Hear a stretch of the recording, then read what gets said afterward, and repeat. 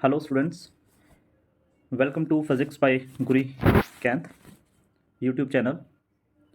ਜਿਵੇਂ ਕਿ ਸਟੂਡੈਂਟਸ ਮੈਂ ਤੁਹਾਡੇ ਨਾਲ ਸਾਰਿਆਂ ਨਾਲ ਪ੍ਰੋਮਿਸ ਕੀਤਾ ਸੀਗਾ ਕਿ ਇਸ ਚੈਨਲ ਦੇ ਉੱਪਰ ਤੁਹਾਡੇ ਲਈ ਫਿਜ਼ਿਕਸ ਦੀ ਬਹੁਤ ਹੀ ਸਿੰਪਲ ਲੈਂਗੁਏਜ ਦੇ ਵਿੱਚ ਇੱਕ ਸੀਰੀਜ਼ ਲੈ ਕੇ ਆਉਂਗਾ ਜਿਹੜੀ ਤੁਹਾਡੇ CBSE as well as Punjab school education ਜਿਹੜੇ ਬੋਰਡ ਦੇ ਸਟੂਡੈਂਟਸ ਨੇ ਉਹਨਾਂ ਦੇ ਲਈ ਬੈਨੀਫੀਸ਼ੀਅਲ ਹੋਊਗੀ। ਇਹਦੇ ਵਿੱਚ ਜਿਹੜਾ ਤੁਹਾਨੂੰ ਕੰਟੈਂਟ ਕਰਾਇਆ ਜਾਊਗਾ ਉਹ ਰਿਲੇਟਡ ਟੂ ਯੂਅਰ ਐਗਜ਼ਾਮ ਕਰਵਾਇਆ ਜਾਊਗਾ ਅਤੇ ਬਹੁਤ ਹੀ ਅੱਛੇ ਢੰਗ ਦੇ ਨਾਲ ਅਤੇ ਬਹੁਤ ਹੀ ਸਿੰਪਲ ਲੈਂਗੁਏਜ ਦੇ ਵਿੱਚ ਕਰਵਾਇਆ ਜਾਊਗਾ। ਮੈਨੂੰ ਉਮੀਦ ਹੈ ਕਿ ਜੇ ਤੁਸੀਂ ਇਸ ਸੀਰੀਜ਼ ਨੂੰ ਧਿਆਨ ਨਾਲ ਦੇਖੋਗੇ ਤਾਂ ਤੁਸੀਂ ਬਹੁਤ ਅੱਛੇ ਮਾਰਕਸ CBSE ਦੇ ਵਿੱਚੋਂ as well as Punjab school education board ਦੇ ਵਿੱਚੋਂ ਲੈ ਸਕਦੇ ਹੋ। ਜਿੰਨੇ ਕੁ 5-6 ਸਾਲ ਦਾ ਮੇਰਾ ਐਕਸਪੀਰੀਅੰਸ ਹੈ, ਆਲਰੇਡੀ ਜਿਹੜੇ ਮੇਰੇ ਕੋਲ ਸਟੂਡੈਂਟਸ ਪੜ੍ਹੇ ਨੇ ਉਹਨਾਂ ਦੇ ਫਿਜ਼ਿਕਸ ਦੇ ਵਿੱਚੋਂ 95, 96, 97, 98 ਮਾਰਕਸ ਆਏ ਨੇ। ਠੀਕ ਹੈ ਜੀ, ਤਾਂ ਮੇਰੀ ਕੋਸ਼ਿਸ਼ ਰਹਿੰਦੀ ਹੈ ਕਿ ਬੱਚਿਆਂ ਨੂੰ ਫਿਜ਼ਿਕਸ ਜੋ ਉਹਨਾਂ ਦੇ ਲਈ ਬਹੁਤ ਔਖਾ ਸਬਜੈਕਟ ਜਿਹੜਾ ਉਹਨਾਂ ਨੂੰ ਲੱਗਦਾ ਹੈ ਉਹਨੂੰ ਬਹੁਤ ਸੌਖੇ ਢੰਗ ਦੇ ਨਾਲ ਮੈਂ ਕਰਵਾਵਾਂ ਅਤੇ ਇਸ YouTube ਚੈਨਲ ਦੇ ਉੱਪਰ ਤੁਹਾਨੂੰ ਫਿਜ਼ਿਕਸ ਬਹੁਤ ਹੀ ਸੌਖੇ ਤਰੀਕੇ ਨਾਲ ਪੜ੍ਹਾਈ ਜਾਊਗੀ। ਤੁਸੀਂ ਡੇਲੀ ਬੇਸਿਸ 'ਤੇ ਮੇਰੀ ਇਸ ਸੀਰੀਜ਼ ਨੂੰ ਵਾਚ ਕਰਨਾ ਹੈ। ਅਗਰ ਤੁਹਾਨੂੰ ਇਹ ਸੀਰੀਜ਼ ਪਸੰਦ ਆਉਂਦੀ ਹੈ ਤਾਂ ਇਹਨੂੰ ਲਾਈਕ ਅਤੇ ਸ਼ੇਅਰ ਜ਼ਰੂਰ ਕਰਨਾ ਹੈ ਅਤੇ ਮੇਰੇ ਚੈਨਲ ਨੂੰ ਸਬਸਕ੍ਰਾਈਬ ਕਰਨਾ ਹੈ। ਤਾਂ ਸਟੂਡੈਂਟਸ, ਬਿਨਾਂ ਟਾਈਮ ਵੇਸਟ ਕੀਤੇ ਅੱਜ ਅਸੀਂ ਆਪਣੀ ਇਸ ਕਲਾਸ +2 ਦਾ ਫਸਟ ਚੈਪਟਰ ਸਟਾਰਟ ਕਰਨ ਜਾ ਰਹੇ ਹਾਂ, ਜਿਹਦਾ ਨਾਮ ਹੈ ਇਲੈਕਟ੍ਰਿਕ ਚਾਰਜਿਸ ਐਂਡ ਫੀਲਡਸ।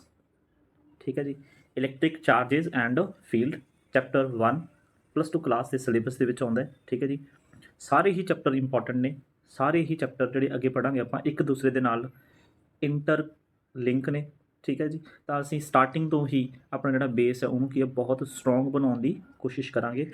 ਅਤੇ ਡਿਊਰਿੰਗ ਲੈਕਚਰ ਅਗਰ ਤੁਹਾਨੂੰ ਇਹ ਲੱਗਦਾ ਵੀ ਤੁਹਾਨੂੰ ਕੁਝ ਸਮਝ ਨਹੀਂ ਆ ਰਿਹਾ, ਤੁਹਾਡੇ ਕੁਝ ਡਾਊਟਸ ਨੇ, ਠੀਕ ਹੈ ਜੀ, ਤਾਂ ਤੁਸੀਂ ਮੈਨੂੰ ਕਮੈਂਟ ਬਾਕਸ ਸੈਕਸ਼ਨ ਦੇ ਵਿੱਚ ਜਾ ਕੇ ਤੁਸੀਂ ਆਪਣੀਆਂ ਕੁਐਰੀਜ਼ ਉੱਥੇ ਕੀ ਹੈ ਟਾਈਪ ਕਰ ਸਕਦੇ ਹੋ ਅਤੇ ਮੈਂ ਹਰ ਇੱਕ ਸਟੂਡੈਂਟ ਦੀ ਜੋ ਵੀ ਕੁਐਰੀ ਹੋਊਗੀ ਉਹਨੂੰ ਰਿਪਲਾਈ ਕਰਨ ਦੀ ਕੋਸ਼ਿਸ਼ ਕਰੂੰਗਾ।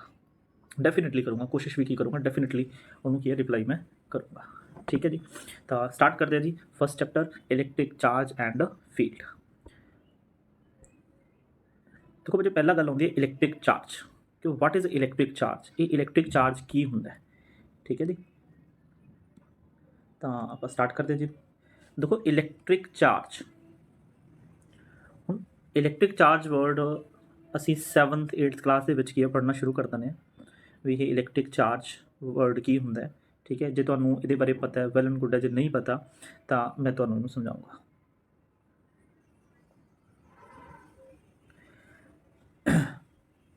ਦੇਖੋ ਬੱਚੇ, ਜੇ ਆਪਾਂ ਗੱਲ ਕਰੀਏ ਪਹਿਲਾਂ ਸਭ ਤੋਂ ਪਹਿਲਾਂ ਵੀ ਜਿਹੜਾ ਅਸੀਂ ਟੌਪਿਕ ਪੜ੍ਹ ਰਹੇ ਹਾਂਗੇ ਉਹ ਫਿਜ਼ਿਕਸ ਦੀ ਜਿਹੜੀ ਬ੍ਰਾਂਚ ਹੈ ਉਹ ਇਲੈਕਟ੍ਰੋਸਟੈਟਿਕ ਦੇ ਅੰਡਰ ਆਉਂਦਾ ਹੈ। ਜੋ ਅਸੀਂ ਚੈਪਟਰ ਪੜ੍ਹ ਰਹੇ ਨਾ ਇਲੈਕਟ੍ਰਿਕ ਚਾਰਜ ਐਂਡ ਫੀਲਡ, ਇਹ ਇੱਕ ਫਿਜ਼ਿਕਸ ਦੀ ਬ੍ਰਾਂਚ ਹੈ ਜਿਹੜੀ ਇਹਨੂੰ ਸਟੱਡੀ ਕਰਦੇ, that is known as electrostatic. ਹੁਣ ਇਲੈਕਟ੍ਰੋਸਟੈਟਿਕ ਦਾ ਮਤਲਬ ਵੀ ਅਸੀਂ ਸਮਝਣਾ ਨੇ, electro stands for electric charge and static stands for at rest.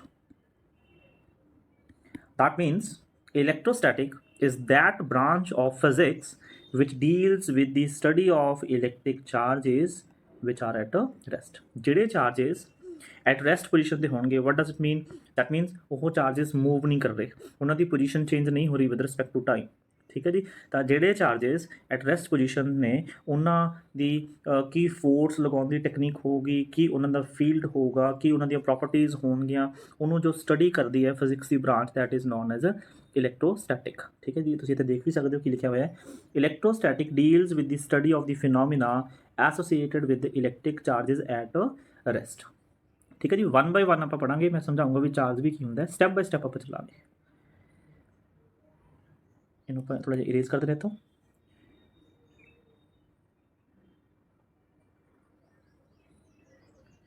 ਹਾਂਜੀ, ਦੇਖੋ ਬੱਚੇ, ਇਸ ਤਰੀਕੇ ਦੇ ਕੁਛ ਕੇਸਿਸ ਤੁਸੀਂ ਆਪਣੀ ਲਾਈਫ ਦੇ ਵਿੱਚ ਕਿਤੇ ਨਾ ਕਿਤੇ ਦੇਖੇ ਹੋਣਗੇ, ਕਿਤੇ ਕੋਈ ਪਿਕਚਰ ਦੇਖੀ ਹੋਊਗੀ ਜਾਂ ਕਿਸੇ ਮੂਵੀ ਵਗੈਰਾ ਦੇ ਵਿੱਚ ਸੀਨ ਦੇ ਵਿੱਚ ਤੁਸੀਂ ਦੇਖਿਆ ਹੋਊਗਾ, ਜਾਂ ਤੁਹਾਡੀ ਬੁੱਕਸ ਦੇ ਵਿੱਚ ਵੀ ਇਹ ਫੋਟੋ ਬਣੀ ਹੁੰਦੀ ਹੈ। ਤੁਸੀਂ ਜੇ ਇਹਨੂੰ ਦੇਖੋ ਜਿਹੜੀ ਇਹ ਲੜਕੀ ਹੈ ਇਸ ਇੱਕ ਬੋਲ ਨੂੰ ਟੱਚ ਕਰ ਰਹੀ ਹੈ। ਜਦੋਂ ਇਹ ਇਹਨੂੰ ਬੋਲ ਨੂੰ ਟੱਚ ਕੀਤਾ ਅਤੇ ਜਿਹੜੇ ਇਹਦੇ ਹੇਅਰ ਨੇ ਉਹ ਦੇਖੋ ਬਿਲਕੁਲ ਕੀ ਹੋ ਗਏ, ਸਟਰੇਟ ਹੋ ਗਏ, ਹੈ ਨਾ। ਜਦੋਂ ਮਤਲਬ ਕਈ ਬੱਚੇ ਕੀ ਹੈ ਜੈਲ ਵਗੈਰਾ ਯੂਜ਼ ਕਰਦੇ, ਬॉयਜ਼ ਜੈਲ ਯੂਜ਼ ਕਰਦੇ ਨਾ ਬਾਲ ਨੂੰ ਸਟਰੇਟ ਕਰਨ ਦੇ ਲਈ। ਵਿਦਾਊਟ ਜੈਲ ਕੀ ਇਹਦੇ ਬਾਲ ਜਿਹੜੇ ਕੀ ਹੈ ਇਸ ਬੱਚੇ ਦੇ ਜਿਹੜੇ ਬਾਲ ਨੇ ਉਹ ਸਟਰੇਟ ਹੋ ਗਏ। ਇਹ ਕਿਉਂ ਹੋਏ ਆ, ਇਹਦੇ ਪਿੱਛੇ ਲੌਜਿਕ ਕੀ ਹੈ, ਇਹ ਲੌਜਿਕ ਆਪਾਂ ਸਮਝਾਂਗੇ।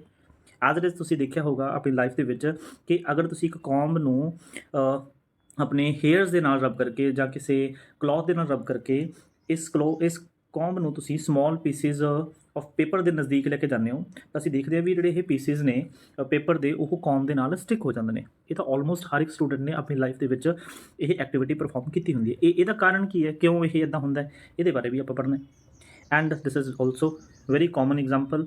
ਅਸੀਂ ਕੀ ਕਰਦੇ ਹਾਂ, ਬੈਲੂਨਸ, ਜਿਵੇਂ ਕੋਈ ਬਰਥਡੇ ਹੋ ਗਿਆ, ਠੀਕ ਹੈ, ਬਰਥਡੇ 'ਤੇ ਅਸੀਂ ਬੈਲੂਨਸ ਕੀ ਹੈ ਦੇ ਵਿੱਚ 에ਅਰ ਫਿਲ ਕਰਦੇ ਹਾਂ, ਠੀਕ ਹੈ, ਫਿਰ ਉਹਨੂੰ ਕੀ ਆਪਾਂ ਇੱਕ ਦੂਸਰੇ ਨਾਲ ਰਬ ਕਰਦੇ ਆ। ਇਵਨ ਕਿ ਆਪਾਂ ਵਾਲ ਦੇ ਉੱਪਰ ਵੀ ਕੀ ਹੈ ਕੁਛ ਟਾਈਮ ਦੇ ਲਈ ਉਹਨੂੰ ਪੇਸਟ ਕਰ ਸਕਦੇ ਹਾਂ। ਐਜ਼ ਇਟ ਇਜ਼ ਇਹ ਜਿਹੜਾ ਤੁਸੀਂ ਬੋਏ 'ਤੇ ਦੇਖਦੇ ਹੋ, ਇਹਨੇ ਕੀ ਕੀਤਾ, ਕੁਛ ਬੈਲੂਨਸ ਨੇ ਜਿਹੜੇ ਇਹਦੇ ਹੇਅਰ ਦੇ ਨਾਲ ਕੀ ਹੈ ਸਟਿਕ ਹੋਏ ਨੇ।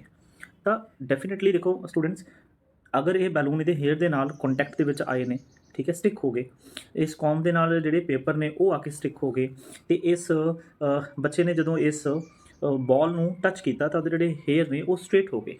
That mean there is a something, ਜਿਹਦੇ ਪਿੱਛੇ ਕੁਛ ਕਾਰਨ ਹੈ, ਬਿਨਾਂ ਕਾਰਨ ਤੋਂ ਤਾਂ ਕੁਛ ਹੁੰਦਾ ਨਹੀਂ, ਠੀਕ ਹੈ। ਆਪਣੀ ਲਾਈਫ ਦੇ ਵਿੱਚ ਕੁਛ ਵੀ ਜੋ ਹੁੰਦਾ ਉਹਦੇ ਲਈ ਕੋਈ ਨਾ ਕੋਈ ਕਾਰਨ ਹੁੰਦਾ। ਤਾਂ ਇਹ ਸਾਰੇ ਜਿਹੜੀਆਂ ਐਗਜ਼ਾਮਪਲਸ ਅਸੀਂ ਦੇਖ ਰਹੇ ਹਾਂ, ਇਸ ਤੋਂ ਇਲਾਵਾ ਹੋਰ ਵੀ ਮੈਨੀ ਐਗਜ਼ਾਮਪਲਸ ਨੇ।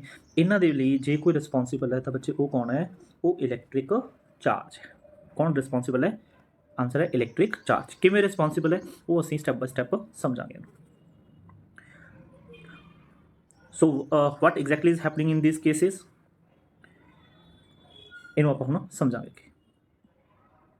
ਦੇਖੋ ਸਟੂडेंट, ਜਿਵੇਂ ਆ ਇੱਕ ਬॉडी ਹੈ, ਇਸ ਬॉडी ਦੇ ਉੱਪਰ ਕੀ ਹੈ, ਪੋਜ਼ਿਟਿਵ ਚਾਰਜ ਹੈ, ਠੀਕ ਹੈ।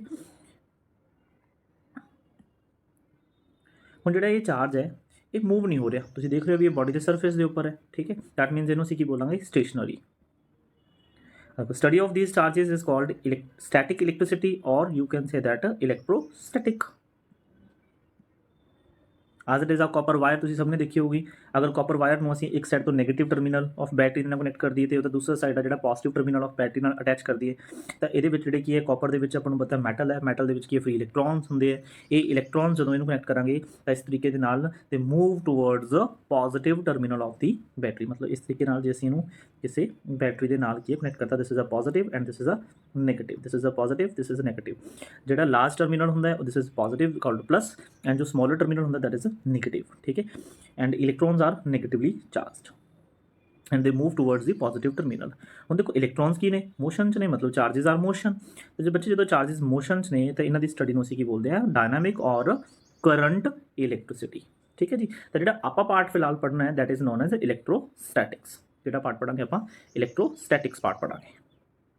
ਤਾਂ ਛੋਟਾ ਜਿਹਾ ਡਿਫਰੈਂਸ ਦੇਖ ਲੈਣ ਜੀ ਇਲੈਕਟ੍ਰੋਸਟੈਟਿਕ ਤੇ ਕਰੰਟ ਇਲੈਕਟ੍ਰਿਸਿਟੀ ਦੇ ਵਿੱਚ। When charges are stationary or at rest then we said we deal with electrostatics, ਠੀਕ ਹੈ। And when charges in motion ਤਾਂ ਅਸੀਂ ਕਿਹਦੀ ਗੱਲ ਕਰਾਂਗੇ ਜੀ, ਕਰੰਟ ਇਲੈਕਟ੍ਰਿਸਿਟੀ ਦੀ ਗੱਲ ਕਰਾਂਗੇ, ਠੀਕ ਹੈ ਜੀ।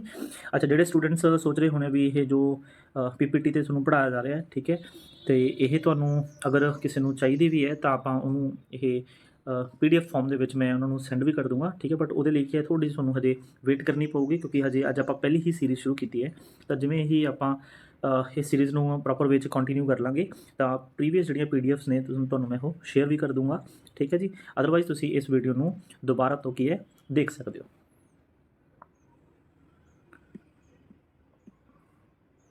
ਦੇਖੋ ਜੀ, ਹੁਣ ਤੁਹਾਡੇ ਸਾਰਿਆਂ ਦੇ ਮਨ 'ਚ ਆ ਰਿਹਾ ਵੀ ਸਰ ਚਾਰਜ ਦੱਸੋ ਵੀ ਚਾਰਜ ਕੀ ਹੁੰਦਾ ਹੈ, ਠੀਕ ਹੈ। ਤਾਂ ਆਪਾਂ ਚਾਰਜ ਦੀ ਗੱਲ ਕਰ ਰਹੇ ਹਾਂ, what is a charge.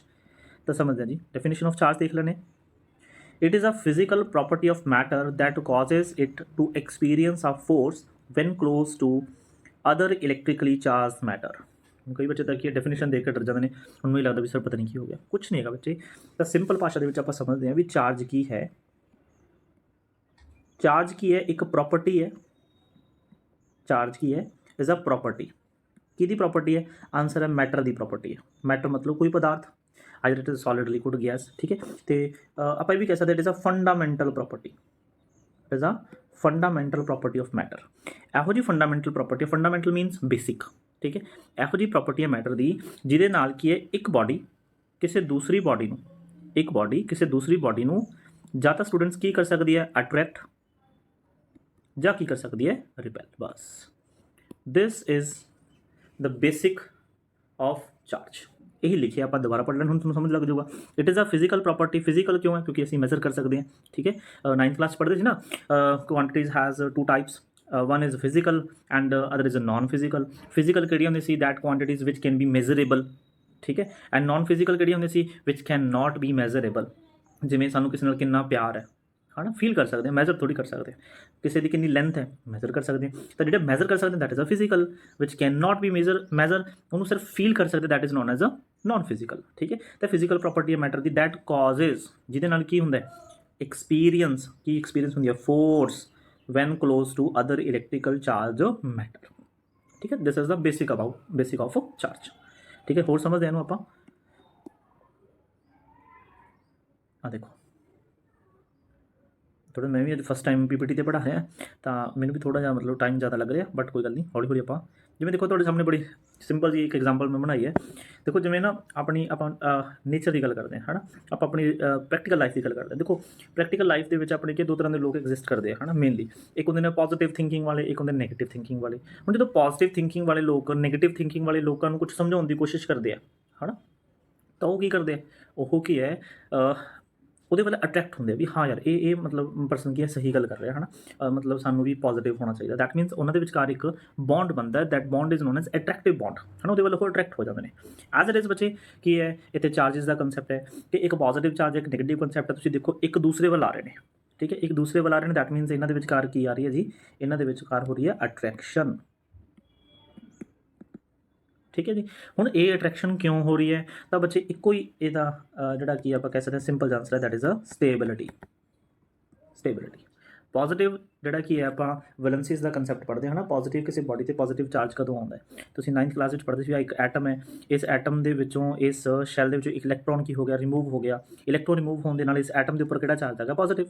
That means ਹੁਣ ਅਨਸਟੇਬਲ ਹੋ ਗਿਆ ਐਟਮ ਕੀ ਹੋ ਗਿਆ, ਅਨਸਟੇਬਲ ਹੋ ਗਿਆ। ਅਤੇ ਜਿਹੜਾ ਇਹ ਇਲੈਕਟ੍ਰੋਨ ਰਿਮੂਵ ਹੋ ਗਿਆ, ਇਹ ਫ੍ਰੀ ਹੋ ਗਿਆ, ਇਹ ਫ੍ਰੀ ਹੋ ਕੇ ਇਹ ਵੀ ਕੀ ਹੋ ਗਿਆ, ਅਨਸਟੇਬਲ ਹੋ ਗਿਆ। ਹੁਣ ਇਲੈਕਟ੍ਰੋਨ ਵੀ ਸਟੇਬਲ ਹੋਣਾ ਚਾਹੁੰਦਾ ਅਤੇ ਜਿਹੜਾ ਐਟਮ ਹੈ ਉਹ ਵੀ ਸਟੇਬਲ ਹੋਣਾ ਚਾਹੁੰਦਾ। ਸਟੇਬਲ ਕਦੋਂ ਹੋਣਗੇ, ਜਦੋਂ ਹੋਲ ਬੋਡੀ 'ਤੇ ਕੋਈ ਵੀ ਚਾਰਜ ਨਹੀਂ ਹੋਊਗਾ। ਦੈਟ ਮੀਨਸ ਹੋਲ ਬੋਡੀ ਕੀ ਹੋਗੀ, ਨਿਊਟਰਲ ਹੋਗੀ। ਤਾਂ ਪੋਜ਼ੀਟਿਵ ਨੈਗੇਟਿਵ ਨੂੰ ਅਟਰੈਕਟ ਕਰਦਾ ਬਿਕੋਜ਼ ਆਫ ਸਟੇਬਿਲਿਟੀ। ਐਂਡ ਜੇ ਆਪਾਂ ਗੱਲ ਕਰੀਏ ਪੋਜ਼ੀਟਿਵ ਦੀ, ਤਾਂ ਦੇਖੋ ਪੋਜ਼ੀਟਿਵ ਇੱਕ ਦੂਸਰੇ ਤੋਂ ਦੂਰ ਭੱਜ ਰਹੇ ਨੇ। ਮਤਲਬ ਇਹੋ ਜਿਹੇ ਲੋਕ ਜਿਨ੍ਹਾਂ ਦੀ ਕੀ ਹੈ ਸੋਚ ਆਪਸ ਦੇ ਵਿੱਚ ਕਈ ਵਾਰ ਕੀ ਹੈ, ਉਹ ਕਹਿੰਦਾ ਵੀ ਮੈਂ ਸਹੀ ਸੋਚ ਰਿਹਾ, ਦੂਸਰਾ ਬੰਦਾ ਕਹਿੰਦਾ ਮੈਂ ਸਹੀ ਸੋਚ ਰਿਹਾ। ਠੀਕ ਹੈ, ਉਹ ਦੋਨਾਂ ਦੀ ਆਪਸ 'ਚ ਲੜਾਈ ਹੋ ਜਾਂਦੀ ਹੈ। ਦੈਟ ਮੀਨਸ ਉਹ ਇੱਕ ਦੂਸਰੇ ਤੋਂ ਕੀ ਹੈ, ਦੂਰ ਭੱਜਦੇ ਆ। ਠੀਕ ਹੈ, ਤਾਂ ਪੋਜ਼ੀਟਿਵ ਆਪਾਂ ਨੂੰ ਪਤਾ ਬੱਚੇ, ਪੋਜ਼ੀਟਿਵ ਨੂੰ ਸਟੇਬਲ ਕੌਣ ਕਰ ਸਕਦਾ, ਆਨਸਰ ਹੈ ਨੈਗੇਟਿਵ, ਕਿਉਂਕਿ ਪੋਜ਼ੀਟਿਵ ਕਹਿੰਦਾ ਵੀ ਮੇਰੇ ਕੋਲ ਇਲੈਕਟ੍ਰੋਨ ਆਵੇ। ਠੀਕ ਹੈ, ਤਾਂ ਪੋਜ਼ੀਟਿਵ ਨੂੰ ਸਟੇਬਲ ਨਹੀਂ ਕਰ ਸਕਦਾ, ਤਾਂ ਜਦੋਂ ਨਹੀਂ ਸਟੇਬਲ ਕਰੂਗਾ ਦੈਟ ਮੀਨਸ ਫਿਰ ਉਹ ਕੀ ਕਰਨਗੇ, ਇੱਕ ਦੂਸਰੇ ਨੂੰ ਰਿਪਲਸ਼ਨ ਕਰਨਗੇ। ਠੀਕ ਹੈ, ਆਈ ਹੋਪ ਕਿ ਤੁਹਾਨੂੰ ਸਮਝ ਆ ਰਿਹਾ ਹੋਊਗਾ ਜੀ ਇਹ। ਠੀਕ ਹੈ, ਬਾਕੀ ਤੁਸੀਂ ਕਮੈਂਟ ਸੈਕਸ਼ਨ ਦੇ ਵਿੱਚ ਜ਼ਰੂਰ ਆਪਣੇ ਕੀ ਹੈ ਵਿਊਜ਼ ਮੈਨੂੰ ਦੱਸਿਓ। ਅਗਰ ਕੋਈ ਕਮੀ ਰਹਿੰਦੀ ਹੋਈ ਤਾਂ ਆਪਾਂ ਉਹਨੂੰ ਜ਼ਰੂਰ ਪੂਰਾ ਕਰਾਂਗੇ। This force is due to the property of property called charge. ਮਤਲਬ ਇਹ ਜਿਹੜੀ ਫੋਰਸ ਲੱਗ ਰਹੀ ਹੈ ਕਿਹਦੀ ਵਜ੍ਹਾ ਕਰਕੇ ਲੱਗ ਰਹੀ ਹੈ, ਚਾਰਜਿਸ ਕਰਕੇ। ਜੇ ਚਾਰਜ ਨਾ ਹੁੰਦੇ ਤਾਂ ਫੋਰਸ ਇਹ ਵਾਲੀ ਫੋਰਸ ਨਹੀਂ ਲੱਗ ਰਹੀ ਸੀ। ਹੋਰ ਬਹੁਤ ਸਾਰੀਆਂ ਫੋਰਸਿਸ ਨੇ, ਜਿਵੇਂ ਤੁਸੀਂ ਗ੍ਰੈਵੀਟੇਸ਼ਨਲ ਫੋਰਸਿਸ ਦੀ ਗੱਲ ਕੀਤੀ ਪੜ੍ਹੀ ਹੈ 9th ਕਲਾਸ ਦੇ ਵਿੱਚ, ਹੈ ਨਾ। ਤਾਂ ਕੋਈ ਵੀ ਦੋ ਬਾਡੀਜ਼ ਜਿਹਨਾਂ ਦਾ ਹੈਵਿੰਗ ਸਮ ਮਾਸ ਹੁੰਦਾ ਤਾਂ ਉਹ ਇੱਕ ਦੂਸਰੇ ਨੂੰ ਅਟਰੈਕਟ ਕਰਦੇ ਆ। ਠੀਕ ਹੈ, ਉਹ ਹਮੇਸ਼ਾ ਹੀ ਅਟਰੈਕਟ ਕਰਦੇ ਆ। ਬਟ ਜਿਹੜੀ ਇਲੈਕਟ੍ਰੋਸਟੈਟਿਕ ਦੇ ਵਿੱਚ ਜਿਹੜੀ ਇਹ ਫੋਰਸ ਹੈ, ਇਸ ਫੋਰਸ ਨੂੰ ਇਲੈਕਟ੍ਰੋਸਟੈਟਿਕ ਫੋਰਸ ਵੀ ਬੋਲਦੇ ਆ। ਜਿਹੜੀ ਫੋਰਸ ਬੋਲਦੇ ਆ ਇਲੈਕਟ੍ਰੋਸਟੈਟਿਕ ਫੋਰਸ। ਬੱਚੇ ਜਿਹੜੀ ਇਲੈਕਟ੍ਰੋਸਟੈਟਿਕ ਫੋਰਸ ਹੈ ਇਹ ਅਟਰੈਕਟਿਵ ਵੀ ਹੁੰਦੀ ਹੈ ਅਤੇ ਇਹ ਰਿਪਲਸਿਵ ਵੀ ਹੁੰਦੀ ਹੈ। ਤਾਂ ਜੇ ਆਪਾਂ ਨੂੰ ਗ੍ਰੈਵੀਟੇਸ਼ਨਲ ਫੋਰਸ ਅਤੇ ਇਲੈਕਟ੍ਰੋਸਟੈਟਿਕ ਫੋਰਸ ਦੇ ਵਿਚਕਾਰ ਕੋਈ ਡਿਫਰੈਂਸ ਲਿਖਣਾ ਹੋ ਤਾਂ ਅਸੀਂ ਲਿਖ ਸਕਦੇ ਹਾਂ ਵੀ electrostatic forces may be attractive or repulsive, but the gravitational force is always attractive in nature. Again classification ਆ ਗਈ ਜੀ, ਪੋਜ਼ੀਟਿਵ ਚਾਰਜਿਸ, ਨੈਗੇਟਿਵ ਚਾਰਜਿਸ। ਠੀਕ ਹੈ ਜੀ, ਹੁਣ ਪ੍ਰੋਟੋਨ ਦੇ ਬਾਰੇ ਤੁਸੀਂ ਸਭ ਨੂੰ ਪੜ੍ਹਿਆ ਹੋਣਾ, ਹੈ ਨਾ। ਪ੍ਰੋਟੋਨ ਨੂੰ ਅਸੀਂ ਕੀ ਬੋਲਦੇ ਹਾਂ, ਪੋਜ਼ੀਟਿਵ ਚਾਰਜ। ਠੀਕ ਹੈ ਜੀ, ਇਹ ਸਾਡੀ ਤੁਸੀਂ ਕਨਵੈਨਸ਼ਨ ਮੰਨ ਸਕਦੇ ਹੋ। And electrons is said to be negative charge. But important part ਦੇਖੋ, ਜਿਹੜਾ ਇੰਪੋਰਟੈਂਟ ਆ ਉਹ ਮੈਂ ਰੈੱਡ ਕਲਰ ਦੇ ਵਿੱਚ ਲਿਖਿਆ ਹੋਇਆ। ਇੰਪੋਰਟੈਂਟ ਪਾਰਟ ਬੱਚੇ ਇਹ ਹੈ, ਚਾਹੇ ਪ੍ਰੋਟੋਨ ਦੀ ਆਪਾਂ ਗੱਲ ਕਰੀਏ, ਚਾਹੇ ਅਸੀਂ ਪ੍ਰੋਟੋਨ ਦੀ ਗੱਲ ਕਰੀਏ, ਚਾਹੇ ਅਸੀਂ ਇਲੈਕਟ੍ਰੋਨ ਦੀ ਗੱਲ ਕਰੀਏ, both have same magnitude of charge. ਮਤਲਬ ਚਾਰਜ ਪੋਜ਼ੀਟਿਵ ਨੈਗੇਟਿਵ ਹੈਗਾ, ਬਟ ਹਾਂਜੀ ਸਟੂਡੈਂਟ, ਜਿਹੜੇ ਚਾਰਜ ਹੈ, ਚਾਰਜ ਕੀ ਇੱਕ ਸਕੇਲਰ ਕੁਆਂਟਿਟੀ ਹੈ। ਠੀਕ ਹੈ ਜੀ, ਦੈਟ ਮੀਨਸ ਸਕੇਲਰ ਕੁਆਂਟਿਟੀ ਕਿਹੜੀ ਹੁੰਦੀ ਹੈ, ਇੱਕ ਇਹੋ ਜਿਹੀ ਕੁਆਂਟਿਟੀ ਜਿਹਦੀ ਡਾਇਰੈਕਸ਼ਨ ਨਾ ਹੋਵੇ, ਸਿਰਫ ਕੀ ਹੋਵੇ, ਮੈਗਨੀਟਿਊਡ ਹੋਵੇ। ਨੈਕਸਟ ਸਟੂਡੈਂਟਸ ਅਸੀਂ ਗੱਲ ਕਰਾਂਗੇ properties of electric charges.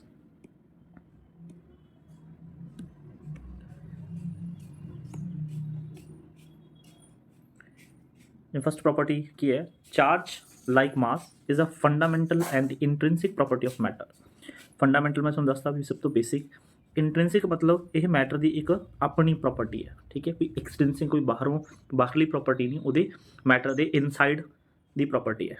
And second is charge carried by a proton is positive, ये आप पढ़ चुके हैं, and that carried by an electron is negative, ठीक है जी, ये भी प्रॉपर्टी होगी।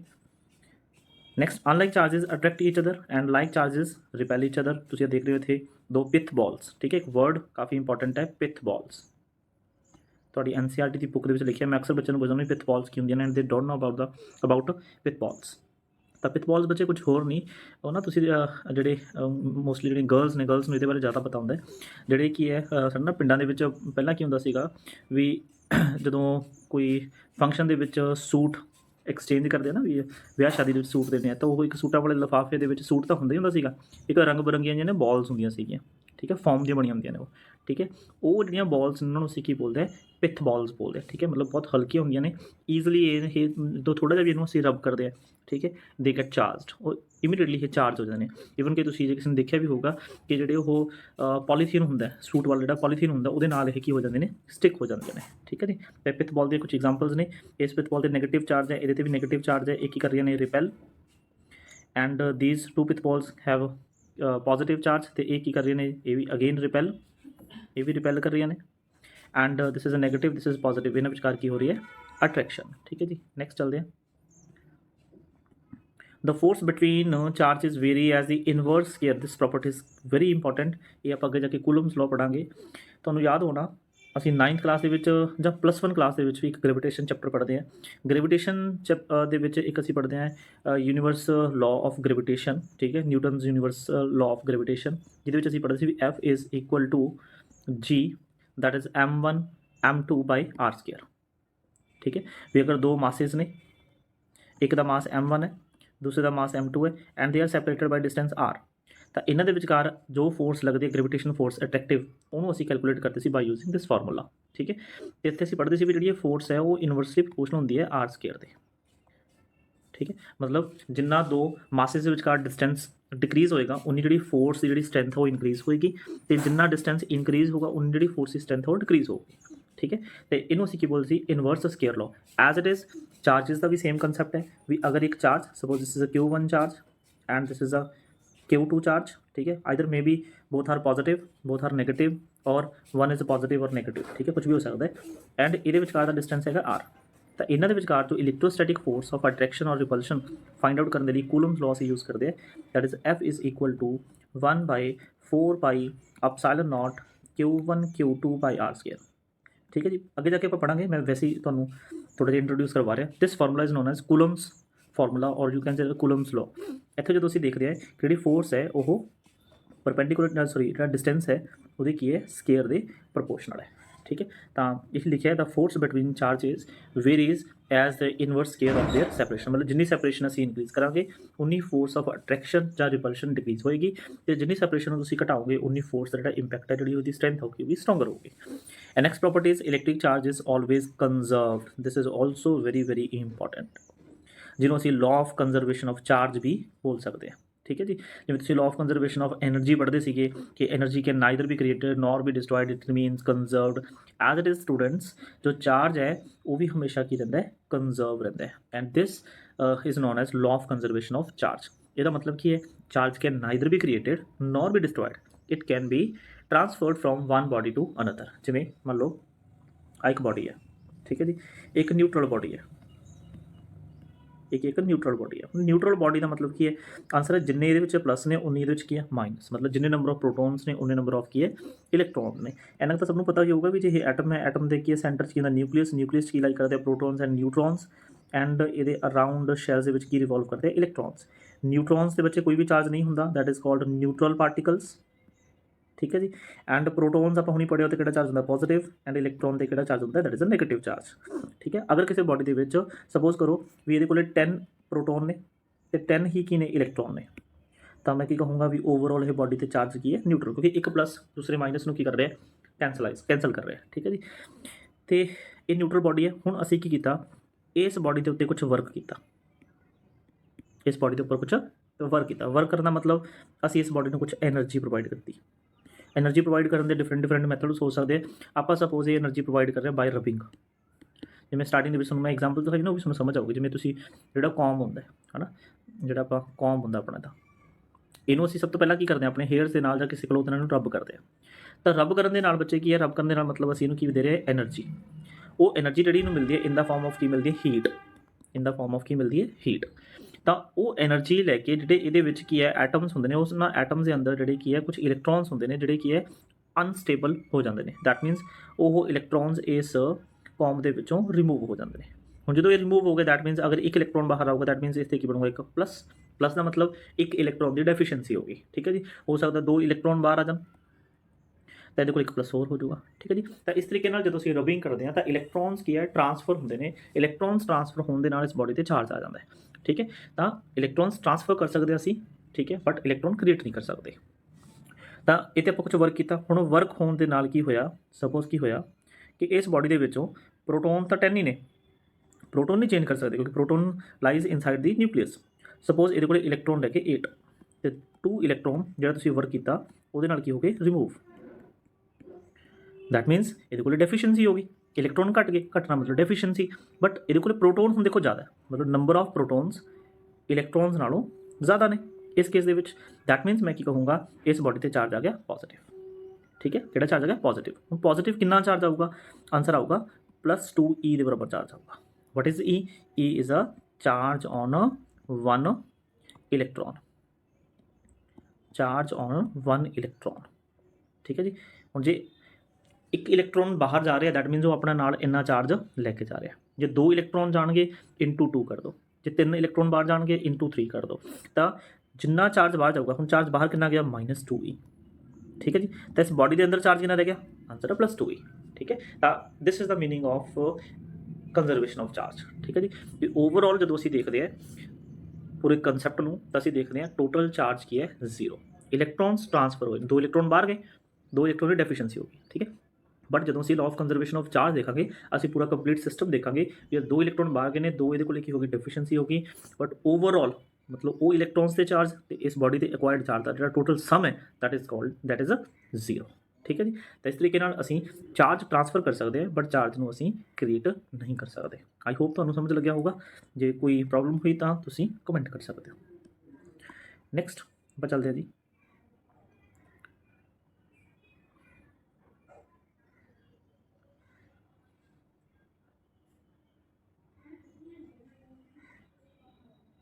हाँ जी,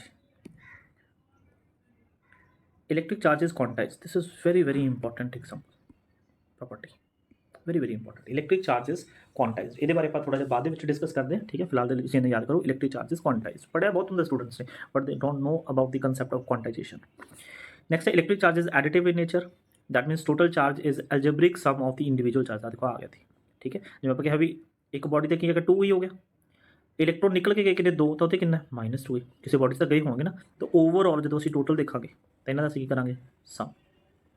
ਇੱਦਾਂ ਸਮ ਕਰਾਂਗੇ ਤਾਂ ਆਂਸਰ ਕਿੰਨਾ ਆਊਗਾ, 0। 0 ਮਤਲਬ ਨਿਊਟਰਲ, 0 ਮਤਲਬ ਨਿਊਟਰਲ। ਇਲੈਕਟ੍ਰਿਕ ਚਾਰਜ ਕੀ ਹੈ, ਐਡੀਟਿਵ ਇਨ ਨੇਚਰ ਹੈ, ਮਤਲਬ ਇਹਨੂੰ ਅਸੀਂ ਐਡ ਕਰ ਸਕਦੇ ਹਾਂ। This is also very important. Electric charge is invariant, CBSE ਦੇ ਵਿੱਚ ਇਹ ਕਈ ਵਾਰ ਕੁਐਸਚਨ ਆਇਆ ਹੋਇਆ ਹੈ, ਠੀਕ ਹੈ। ਕਿ ਇਨਵੇਰੀਐਂਟ ਨੇਚਰ ਜਿਹੜੀ ਚਾਰਜ ਦੀ ਹੈ ਇਸ ਤੋਂ ਕੀ ਮੀਨਿੰਗ ਹੈ, ਇਹਦਾ ਮਤਲਬ ਕੀ ਹੈ, it does not depends upon the motion of the charge body or the observer. Mathematically Q at rest is equal to Q in motion। Very simple कि एक इलेक्ट्रॉन ते चार्ज कितना जी, आंसर है -1.6 इंटू 10 ਦੀ ਪਾਵਰ -19 ਕੋਲ ਹੈਗਾ ਨਾ charge. ਹੁਣ ਬੱਚੇ ਇਹ ਇਲੈਕਟ੍ਰੋਨ ਚਾਹੇ ਰੈਸਟ ਦੇ ਵਿੱਚ ਹੋਵੇ ਚਾਹੇ ਮੋਸ਼ਨ ਦੇ ਵਿੱਚ, ਇਸ ਚਾਰਜ ਦੀ ਵੈਲਿਊ ਚੇਂਜ ਨਹੀਂ ਹੋਏਗੀ। It is a universal constant. ਇਹ ਕੀ ਹੈ, ਯੂਨੀਵਰਸਲ ਕੌਂਸਟੈਂਟ ਹੈ। ਤੁਸੀਂ ਚਾਹੇ ਇਲੈਕਟ੍ਰੋਨ ਨੂੰ ਰੋਕ ਲਓ ਚਾਹੇ ਇਲੈਕਟ੍ਰੋਨ ਨੂੰ ਦੌੜਾ ਲਓ, ਕੁਛ ਮਰਜ਼ੀ ਕਰ ਲਓ, ਇਲੈਕਟ੍ਰੋਨ ਤੇ ਚਾਰਜ ਦੀ ਵੈਲਿਊ ਚੇਂਜ ਨਹੀਂ ਹੋਗੀ। This is the meaning of invariant. Invariant ਜੇ ਤੁਸੀਂ ਵਰਡ ਨੂੰ ਵੀ ਧਿਆਨ ਨਾਲ ਦੇਖੋ ਨਾ, ਇਨਵੇਰੀਐਂਟ, ਵੇਰੀਐਂਟ ਵਰਡ ਕਿੱਥੋਂ ਆਇਆ, ਵੇਰੀ ਤੋਂ, ਠੀਕ ਹੈ। ਮਤਲਬ ਇਹ ਇਹੋ ਜਿਹੀ ਇੱਕ ਪ੍ਰੋਪਰਟੀ ਹੈ ਚਾਰਜ ਦੀ ਜਿਹੜੀ ਵੇਰੀ ਨਹੀਂ ਕਰਦੀ, ਕਿਹਦੇ ਨਾਲ, ਆਂਸਰ ਹੈ ਮੋਸ਼ਨ ਦੇ ਨਾਲ, ਠੀਕ ਹੈ, ਕੌਂਸਟੈਂਟ ਰਹਿੰਦੀ ਹੈ। Charge distribution depends on the shape of the conductor, ये भी देख लो, ये भी charge density is maximum at the curved surfaces than flat surfaces. हाँ देखो मैं तुम्हें डायग्राम दिखा, देखो देखो आ इंसुलेटिंग स्टैंड्स ने जी, ਇਹਦੇ ਉੱਪਰ ਅਸੀਂ ਕੋਈ ਬੋਡੀ ਰੱਖਤੀ, ਇਹਦੇ 'ਤੇ ਚਾਰਜ ਰੱਖਤਾ ਕੁਛ ਇਸ ਤਰੀਕੇ ਨਾਲ। ਤਾਂ ਅਸੀਂ ਹਮੇਸ਼ਾ ਹੀ ਓਬਜ਼ਰਵ ਕਰਦੇ ਹਾਂ ਕਿ ਜਿੱਥੇ ਐਂਡਸ ਸ਼ਾਰਪ ਹੋਣਗੇ ਨਾ, ਸ਼ਾਰਪ, ਉੱਥੇ ਜਿਹੜਾ ਚਾਰਜ ਨੇ ਉਹ ਜ਼ਿਆਦਾ ਅਕਮੂਲੇਟ ਹੁੰਦੇ ਆ, ਠੀਕ ਹੈ ਜੀ। ਇਹਨੂੰ ਬੋਲਦੇ ਹਾਂ ਅਸੀਂ ਚਾਰਜ ਡੈਂਸਿਟੀ।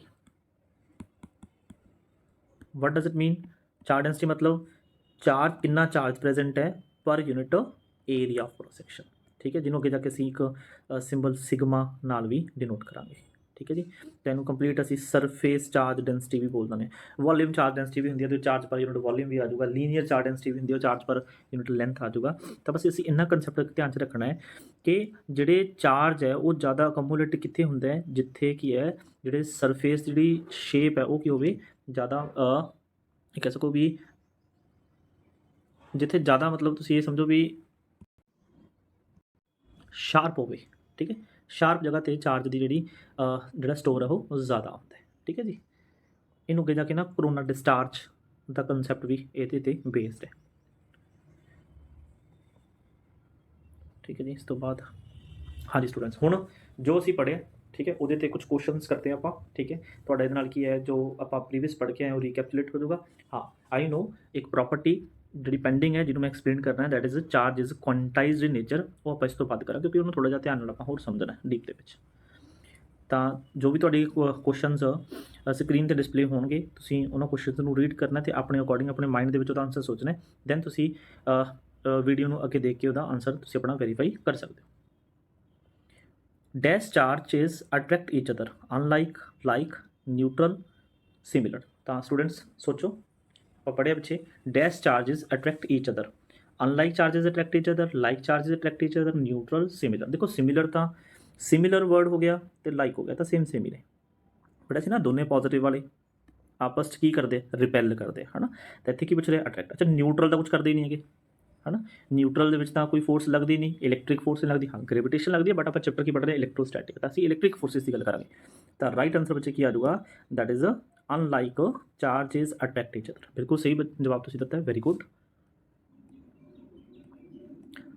सेकंड बड़े सिंपल क्वेश्चंस ने, dash charges repel each other, think, unlike, like, dissimilar, both A and C. सोचो अपना आंसर, वेरी गुड, बिल्कुल सही है जी। Like charges repel each other, ठीक है जी, वेरी गुड। नेक्स्ट देखो क्वेश्चन आ गया चार्ज डेंसिटी का। Charge density is dash at sharply curved surfaces than flat surfaces. सोचो, very good, very good, that is a maximum. Sharply curved surfaces से जी चार्ज डेंसिटी है वो की होती है, मैक्सिमम होती है, वेरी गुड। तो again basic properties of electric charges बारे आप गल करते हैं जी। हाँ जी, जिमें पहली प्रॉपर्टी है, we have seen that there are two type of charges namely positive and negative and their effects tend to cancel each other. बिल्कुल सही है जी, एक दूसरे को कैंसल करना। कैंसल ईच अदर का मतलब की है कि स्टेबल होना चाहते हैं, नेगेटिव भी स्टेबल होना चाहता है, पॉजिटिव भी स्टेबल होना चाहता है, जिसकी वजह करके वो एक अट्रैक्टिव फोर्स की है जनरेट करते हैं। सैकेंड गल करिए, if the size of the charge body are very small as compare to the distance between them we treat them as a point charges. This is very important. मतलब अगर charges ਤੇ charges ਦੇ in between ਦਾ ਜਿਹੜਾ distance ਆ ਉਹ ਬਹੁਤ ਜ਼ਿਆਦਾ ਹੋ ਜਾਏ ਤਾਂ ਅਸੀਂ ਉਹਨੂੰ ਪੁਆਇੰਟ ਚਾਰਜ ਦੀ ਤਰ੍ਹਾਂ ਟ੍ਰੀਟ ਕਰਦੇ ਹਾਂ। ਜਿਵੇਂ +1 ਦੇ ਵਿੱਚ ਸਟਾਰਟਿੰਗ ਦੇ ਵਿੱਚ ਅਸੀਂ ਇਹ ਸਿਖਾਉਂਦੇ ਹਾਂ ਕਿ ਮੰਨ ਲਓ ਇੱਕ ਟ੍ਰੇਨ ਹੈ, suppose this is a train. Drawing ਥੋੜੀ ਜਿਹੀ ਮੇਰੀ ਇਹੋ ਜਿਹੀ ਹੈ ਜੀ, ਠੀਕ ਹੈ, ਹੌਲੀ ਹੌਲੀ ਇੰਪਰੂਵ ਹੋ ਜੂ। ਇੱਕ ਟ੍ਰੇਨ ਹੈ, ਸਪੋਜ਼ ਇਸ ਟ੍ਰੇਨ ਦੀ ਲੈਂਥ 100 ਮੀਟਰ ਹੈ ਅਤੇ ਕਿਸੇ A ਸਟੇਸ਼ਨ ਤੋਂ ਇਹ ਚੱਲ ਕੇ ਕਿਸੇ B ਸਟੇਸ਼ਨ ਤੱਕ ਪਹੁੰਚ ਰਹੀ ਹੈ, ठीक है जी, किसी B स्टेशन तक। बट जो बच्चे ने डिस्टेंस ट्रैवल किया है इट इज़ 300 किलोमीटर, 300 किलोमीटर। तो as we know 300 kilometre means 300 kilo मतलब 10⁻³ मीटर। तो 300 किलोमीटर जो डिस्टेंस है बच्चे वो 100 मीटर के नालों बहुत ज़्यादा डिस्टेंस है। ਤਾਂ ਇਹੋ ਜਿਹੇ ਕੇਸਿਸ ਦੇ ਵਿੱਚ ਤੁਸੀਂ ਯਾਦ ਕਰੋ, ਇਹੋ ਜਿਹੇ ਨਿਊਮੈਰੀਕਲਸ ਦੇ ਵਿੱਚ ਅਸੀਂ ਟ੍ਰੇਨ ਦੀ ਲੈਂਥ ਨੂੰ ਕੀ ਕਰਦੇ ਸੀ, ਇਗਨੋਰ।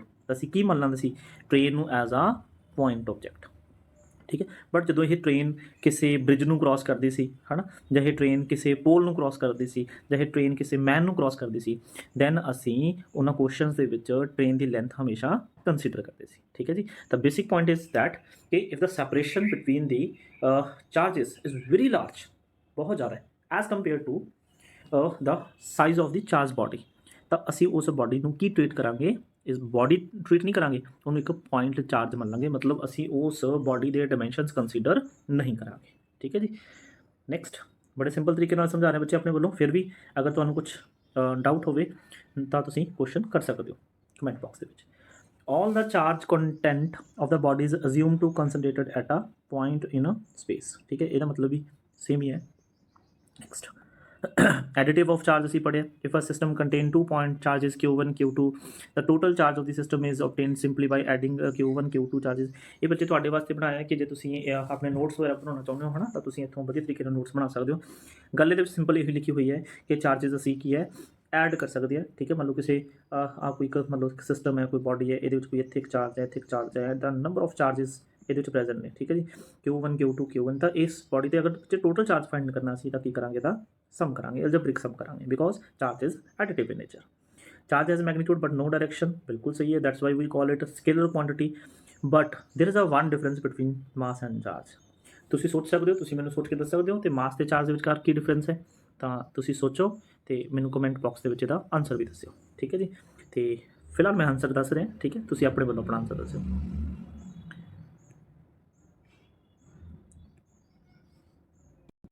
हाँ जी, बिल्कुल तुसीं सही सोच रहे हो जी। मास ऑफ बॉडी की होंदी है, हमेशा पॉजिटिव होंदी है। हमेशा असीं कहते हैं 2 kg 4 kg 10 kg। ठीक है, असीं कदे भी नहीं ये कहते भी -10 kg, कदे भी नहीं बोलते। ठीक है, where charge can either positive और नेगेटिव। ठीक है, चार्ज असीं पॉजिटिव बोल सकते, नेगेटिव बोल सकते, इवन चार्ज न्यूट्रल भी होंदा है। ठीक है जी, तो मास 0 किसी का नहीं होंदा। ठीक है जी, next proper signs have is used while adding the charges in system. ਇਹ ਗੱਲ ਧਿਆਨ ਰੱਖੀ ਜਾਵੇ, ਜਦੋਂ ਵੀ ਚਾਰजेस ਨੂੰ ਐਡ ਕਰਨਾ ਬੱਚੇ, ਤਾਂ ਤੁਸੀਂ ਪ੍ਰੋਪਰ ਸਾਈਨ ਯੂਜ਼ ਕਰਨੇ ਨੇ। ਵੀ ਅਗਰ ਪੋਜ਼ਿਟਿਵ ਚਾਰਜ ਹੈ ਤਾਂ ਪੋਜ਼ਿਟਿਵ ਸਾਈਨ ਲਗਾਉਣਾ ਹੈ। ਠੀਕ ਹੈ, ਅਗਰ ਨੈਗੇਟਿਵ ਚਾਰਜ ਹੈ ਨੈਗੇਟਿਵ ਸਾਈਨ ਲਗਾਉਣਾ ਹੈ। ਠੀਕ ਹੈ, ਸੋ ਦੈਟ ਅਸੀਂ ਉਹਨੂੰ ਇੱਕ ਸਿਸਟਮ ਦੇ ਨਾਲ ਕੀ ਐਡ ਕਰ ਸਕੀਏ। ਠੀਕ ਹੈ, ਜਿਵੇਂ ਤੁਸੀਂ ਇੱਥੇ ਦੇਖ ਸਕਦੇ ਹੋ। ਠੀਕ ਹੈ, ਸਾਡੇ ਤੇ ਪੋਜ਼ਿਟਿਵ ਚਾਰਜ ਹੈ ਇੰਡੀਵਿਜੂਅਲ, ਫਿਰ ਉਹਨੂੰ ਐਡ ਕੀਤਾ, ਟੋਟਲ ਕਿੰਨਾ ਆ ਗਿਆ 15 ਚਾਰਜ ਆ ਗਿਆ। ਠੀਕ ਹੈ, ਹਾਂ ਇੱਥੇ ਆਪਾਂ ਗੱਲ ਕਰ ਲੈਣਾ ਯੂਨਿਟਸ ਦੀ, ਵੀ ਮੈਥਡ ਕੱਟ ਕਰਾਂਗੇ ਸਰ। ਐਸਾ ਯੂਨਿਟ ਜੋ ਚਾਰਜ ਦੀ ਹੈ that is coulomb. Coulomb symbol हैगा जी सी। तो जो भी इसे चार्ज लिखा कुछ हमें लिखना है 15 कूलम 16 कूलम। ठीक है, 1 कूलम, जब 1 माइक्रो कूलम। ठीक है, माइक्रो पता होगा ना 10 की पावर -6। जब 1 मिली कूलम, मिली मतलब 10 की पावर -3। ठीक, समथिंग इदा तुम सोच सकते हो। अच्छा, एक नैनो वर्ड जरूर पता होना चाहिए, नैनो कूलम, नैनो मतलब 10 की पावर -9। ठीक है, तो इस तरीके की वैल्यूज़ में असीं यूज़ करांगे। क्वांटाइजेशन ऑफ चार्ज, लो जी, हुण असीं क्वांटाइजेशन ऑफ चार्ज नूं की है एक्सप्लेन करते हैं। Experimentally, it is established that all free charges are integral multiple of basic unit of charge denoted by E। ठीक है, मैं थोड़ी पहला थ्योरी ਤੁਹਾਨੂੰ पढ़ के दसूँगा, फिर उस तो बाद इन्हों मैं सिंपल लैंग्वेज ਦੇ ਵਿੱਚ ਵੀ ਸਮਝਾਊਂਗਾ। ठीक है, घबराना नहीं किसी ने। दस charge Q on a body is always given by Q is equal to plus minus NA। ਹੁਣ ਦੇਖੋ ਇਹ ਫਾਰਮੂਲਾ 10th ਕਲਾਸ ਦੇ ਵਿੱਚ ਇੰਟਰੋਡਿਊਸ ਹੋ ਜਾਂਦਾ ਹੈ। ਠੀਕ ਹੈ, ਤੁਸੀਂ ਪੇਪਰ ਦੇ ਵਿੱਚ ਯੂਜ਼ ਵੀ ਕੀਤਾ ਹੋਊਗਾ, ਬਟ ਬਹੁਤ ਘੱਟ ਇਹੋ ਜਿਹੇ ਸਟੂਡੈਂਟ ਹੁੰਦੇ ਨੇ ਜਿਨ੍ਹਾਂ ਨੂੰ ਇਸ ਫਾਰਮੂਲੇ ਦੀ ਐਕਚੁਅਲ ਨੌਲੇਜ ਹੁੰਦੀ ਹੈ। ਠੀਕ ਹੈ, ਤਾਂ ਆਪਾਂ ਇਸ ਫਾਰਮੂਲੇ ਨੂੰ ਅੱਜ ਸਮਝਣ ਦੀ ਕੋਸ਼ਿਸ਼ ਕਰਾਂਗੇ। तो की कह रहे हैं experimentally it is establish that all free charges are integral multiple of basic unit of charge. Basic unit of charge कौन है, इलेक्ट्रॉन। इलेक्ट्रॉन को डिनोट करते हैं ई के नाल, जिते चार्ज कितना होंदा दैट इज -1.6। बार बार लिख रहे हैं मैं 10 की पावर -19 कूल। ठीक है जी, लो हम आप इस चार्ज के फॉर्मूले में क्वांटाइजेशन ऑफ चार्ज के फॉर्मूले में समझते हैं। जिवें स्टूडेंट सपोज करो दिस इज अ बॉडी, एक बॉडी है। ठीक है जी, ਇਹ न्यूट्रल बॉडी है। ठीक है, ਤੁਸੀਂ ਇੱਥੇ ਕੁਝ ਐਫਰਟਸ ਕੀਤੇ, ਇਹਦੇ ਵਿੱਚੋਂ ਕੁਝ ਇਲੈਕਟ੍ਰੋਨ ਰਿਮੂਵ ਕੀਤੇ। ਸਪੋਜ਼ ਕਿੰਨੇ ਨੰਬਰ ਆਫ ਇਲੈਕਟ੍ਰੋਨਸ ਰਿਮੂਵ ਕਰ ਲਏ, 1 ਇਲੈਕਟ੍ਰੋਨ ਤੁਸੀਂ ਰਿਮੂਵ ਕਰ ਲਿਆ।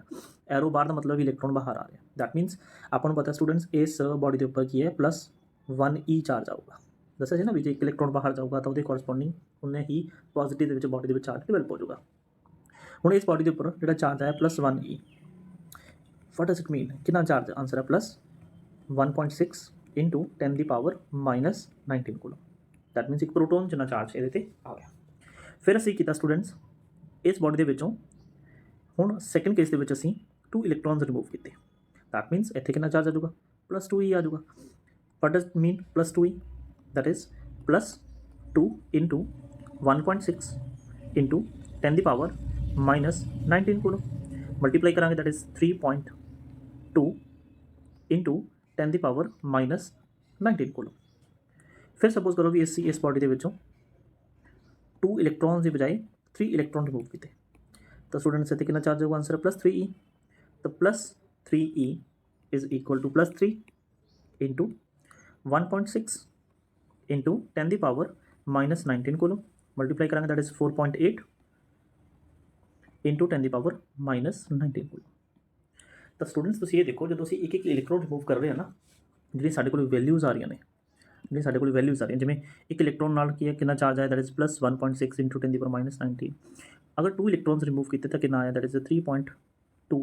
3 ਇਲੈਕਟ੍ਰੋਨਸ ਰਿਮੂਵ ਕੀਤੇ 4.8। ਤਾਂ ਤੁਸੀਂ ਬੱਚੇ ਇਹ ਦੇਖੋ 1.6 ਤੋਂ ਬਾਅਦ 1.7 ਵੈਲਿਊ ਐਗਜ਼ਿਸਟ ਹੀ ਨਹੀਂ ਕਰਦੀ, 1.8 ਵੈਲਿਊ ਐਗਜ਼ਿਸਟ ਹੀ ਨਹੀਂ ਕਰਦੀ, 1.9 ਡਾਇਰੈਕਟਲੀ ਜੰਪ ਕਿੱਥੇ ਹੋ ਰਿਹਾ 3/2 ਤੋਂ, 3/2 ਤੋਂ ਬਾਅਦ ਡਾਇਰੈਕਟਲੀ ਜੰਪ ਕਿੱਥੇ ਹੋ ਰਿਹਾ 4/8। ਇਹਦਾ ਮਤਲਬ ਇਹਦੇ ਇਨ ਬਿਟਵੀਨ ਕੁਝ ਚਾਰजेस ਇਹੋ ਜਿਹੇ ਨੇ ਜਿਹੜੇ ਐਗਜ਼ਿਸਟ ਨਹੀਂ ਕਰਦੇ।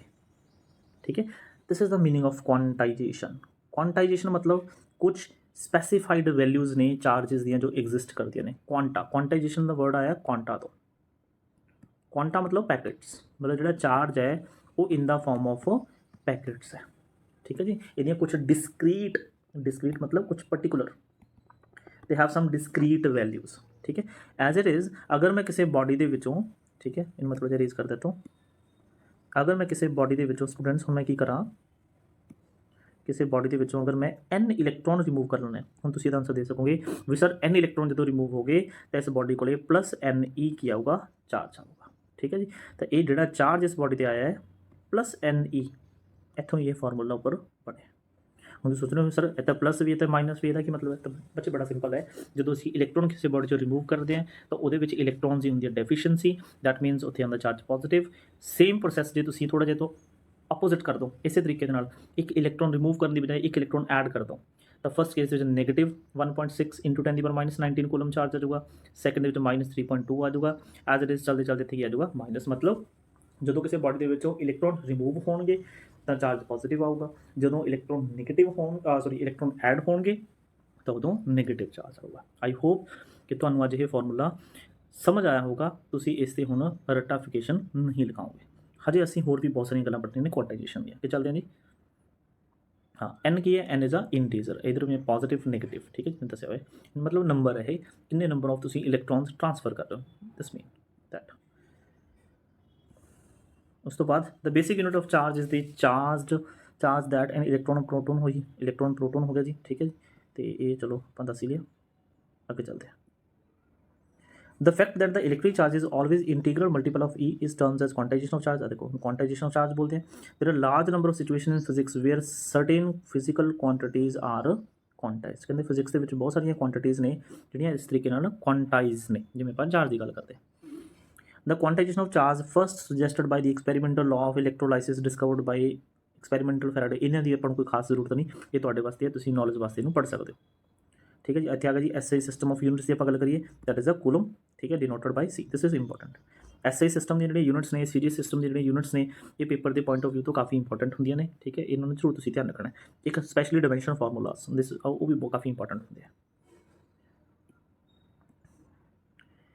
नैक्सट आपां गल करते हैं जी, a coulomb is defined as in terms of electric current. देखो इलैक्ट्रिक करंट के अकॉर्डिंग भी कहते कूलम डिफाइन कर सकते हैं। वैसे अभी करंट इलैक्ट्रिसिटी चैप्टर से अगे पढ़ने हैं, बट मैं थोड़ा जिहा तुहानूं दस देना है। 10th क्लास में असीं पढ़िया होंदा भी करंट की होंदा जी, rate of flow of charges. तो जिहड़ा चार्ज की होगा that is a current into time हो जाऊगा। ठीक है जी, तो असीं इत्थों भी की है इहनूं चार्ज नूं डिफाइन कर सकते हैं भी अगर करंट 1 एंपीयर किसी सर्किट चों फ्लो कर रहा है किन्ने टाइम दे विच, आंसर है 1 सैकेंड दे विच, तो यदा मतलब कितना चार्ज फ्लो कर रहा होगा, आंसर है 1 कूलम चार्ज उस टाइम उस कंडक्टर के विचों फ्लो कर रहा है। अगेन इलैक्ट्रॉन ਜਾਂ प्रोटोन के चार्ज ਤੁਹਾਡੇ ਕੋਲ मैंशन है। ठीक है जी, ये वैल्यूज़ काफ़ी इंपॉर्टेंट ने। हाँ, this is also very important. कई बार ना अपन पेपर के बच्चे कह देंगे कि how many electrons are present in 1 coulomb charge. ठीक है, तो बड़ा सिंपल जो फॉर्मूला आप Q is equal to NE पढ़िया। वो कहते हैं भी एक कूलम चार्ज दस कितने नंबर ऑफ फ्री इलैक्ट्रॉन्स ने, तो N इंटू इलैक्ट्रॉन के चार्ज कितना 1.6 इंटू 10⁻⁻19। तो आप N फाइंड करना, इन्हों डिवाइड करांगे लाइक दिस, तो अपने को आ नंबर आऊगा that is 6 into 10⁻18 which is very large number. तो जो किसी बॉडी के 6 इंटू 10⁻18 फ्री इलैक्ट्रॉन्स होंगे, ठीक है, मतलब चार्ज कैरियर्स होंगे, तो आप कहांगे उस बॉडी को कितना चार्ज है, दैट इज़ 1 कूलम। ये नंबर याद रखना तुसीं, काफ़ी इंपॉर्टेंट है। हाँ, एक आ चीज़ इत्थों भी इन्हूं समझो थोड़ा जी। In electrostatic charges of this large magnitude are seldom encountered and hence we use smaller units 1 microcoulomb। कहते जो 1 कूलम है ना, 1 कूलम तुम देखो 6 इंटू 10⁻18 एक बहुत बड़ा नंबर है। तो 1 कूलम की या 2 कूलम की असीं गल बहुत रेयर करांगे, मतलब सेल्डम मतलब रेयर। ठीक है, जनरली असीं इस चैप्टर के विच डील करते हैं कि माइक्रो कूलम के नाल जां किन्ना गल करते हैं मिली कूलम के विच, मतलब जो भी असीं न्यूमेरिकल्स करांगे या कुछ कंसैप्ट्स पढ़ांगे उहदे विच जिहड़ा चार्ज है जां माइक्रोस दे विच होगा जां कदे विच होगा, मिलीज़ दे विच होगा। if the protons and electrons are the only basic charges in the universe, all the observable charges have to integral multiples of electrons, same ਉਹੀ ਚੀਜ਼ ਹੈ ਜੀ।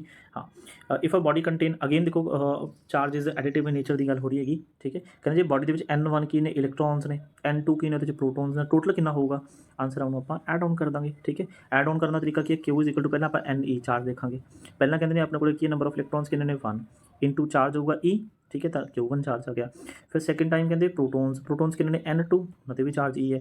हूँ चार्ज की होंगे additive nature, that मीनस Q1 plus Q2 add करांगे तो N1 plus N2 into की आ जाऊगा E। हाँ, एक चीज़ का जो मेजर ध्यान रखना वो ये है कि जो इलैक्ट्रॉन की असं गल करते हैं, इलैक्ट्रॉन के चार्ज की होंगे नैगेटिव, ठीक है, दैट मीनस इतने क्या होगा नैगेटिव, ठीक है। तो इतने फिर अपने को इतने आ जाऊगा नैगेटिव लाइक दिस, ठीक है। तो इन्हों आप लिख सकते N2 minus N1 into E, ठीक है जी, इस तरीके नाल।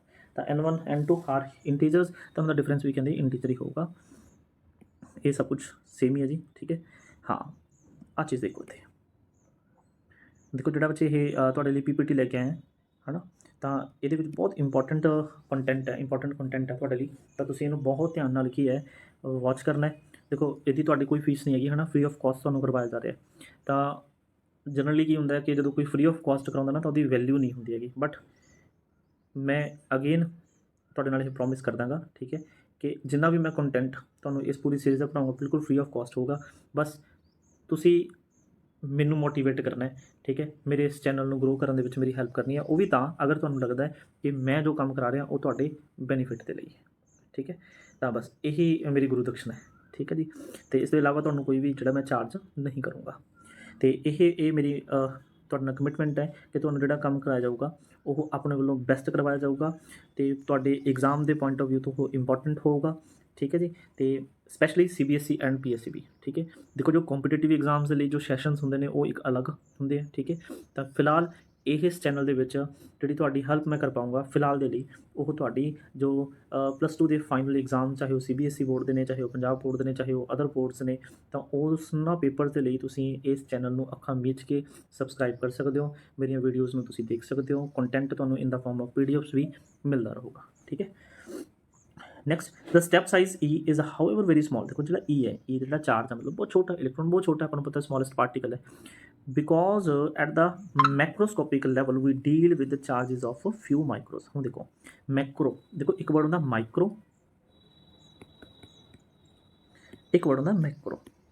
ये जी मैं चीज़ दसन जा रहा जी बहुत इंपॉर्टेंट है, बहुत घट कोई इस कंसैप्ट में बच्चों को समझाता है, ठीक है, नहीं अदरवाइज बस सिर्फ वो क्वांटाइजेशन ऑफ चार्ज बारे दसते हैं। हूँ माइक्रो मतलब हो गया जी 10⁻⁻⁶ ਜਾਂ ਇਸ ਤੋਂ ਸਮੋਲਰ ਨੰਬਰ, ਠੀਕ ਹੈ, ਮਤਲਬ 10⁻⁻7 10⁻⁸। ਇਸ ਤੋਂ ਇਲਾਵਾ ਇੱਧਰ ਚੱਲੋਗੇ ਇਹ ਸਾਰਾ ਮਾਈਕਰੋ ਹੈ। ਅਤੇ ਮੈਕਰੋ ਦੇ ਵਿੱਚ ਕੀ ਆਉਂਦਾ, ਮਤਲਬ 10⁻⁵ 10⁻⁴ 10⁻⁻3। ਦੇਖੋ ਜੇ ਤੁਹਾਨੂੰ ਪਤਾ ਹੋਊਗਾ ਨਾ, ਦੇਖੋ 10⁻³ ਨੰਬਰ ਹੈ ਜਿਹੜਾ 10⁻⁴ 10⁻³ ਇਹ ਤੋਂ ਕੀ ਹੈ ਵੱਡਾ ਨੰਬਰ ਹੈ ਨਾ। ਇਹ ਇਹਨਾਂ ਤਾਂ ਤੁਹਾਨੂੰ ਪਤਾ ਹੀ ਹੋਊਗਾ, ਜਿਵੇਂ ਆਪਾਂ 10⁻⁴ ਲਿਖ ਰਹੇ ਹਾਂ ਨਾ, 10⁻⁴ ਲਿਖਣ ਦਾ ਮਤਲਬ ਕੀ ਹੈ 1/1 2 3 4 4 zeros। ਅਤੇ 10⁻³ ਲਿਖਣ ਦਾ ਮਤਲਬ 1 2 3 zeros।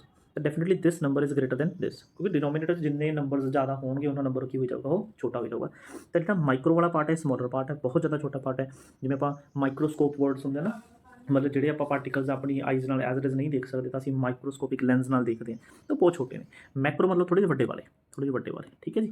ਤਾਂ ਕੁਆਂਟਾਈਜੇਸ਼ਨ ਆਫ ਚਾਰਜ ਦਾ ਜਿਹੜਾ ਕੰਸੈਪਟ ਹੈ ਬੱਚੇ ਉਹ ਵੈਲਿਡ ਹੈ ਫॉर ਮਾਈਕਰੋਸਕੋਪਿਕ ਦੇ ਲਈ।